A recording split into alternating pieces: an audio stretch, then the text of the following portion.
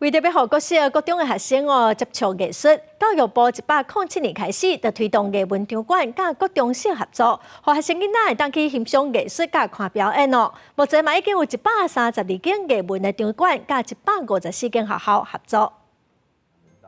老师带学生来到高雄流行音乐中心体验拍鼓、选乐器、开演唱会过程。这是教育部伫107年开办的艺文计划，活动已经进入第7档，拢是找台北艺术大学来促成各校各中和艺文场馆合作，和老师带各中校的学生去到美术馆、歌剧院这艺文场馆来学习参观。我们算是教育部美感计划的里面蛮重要的艺术教育的课程。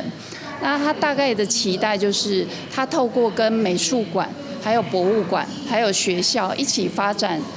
可以进入场馆做艺术教育体验的课程。 教育部表示，要带各中各校的学生去参观导览进程。头一步，老师需要先规划课程，先伫咧教室教学；第二步，才会当实际参观，加深学习记忆。根据教育部的统计，活动举办到今，拢总促成132间的艺文场馆和154间的各中校合作。不过，也有参与计划学者观察到，这个计划未来伫咧中部也有进步的空间。我觉得好像有一点可惜的是，中部的县市哦，台中、彰化。 云林，我们目前还没有合作的艺文场馆。那另外还有一个就是屏东，所以我们也很希望就是有机会一起来选美，可以到中部还有屏东去服务。教育部也表示，推动美感教育是为着要符合12年国民教育、艺术甲美感素养的精神，增加学生体验艺术文化的学习机会。学者是建议为着要吸引更较侪中南部学生参与，希望未来会当加入在地文化场馆，亲像庙宇、图书馆这类所在，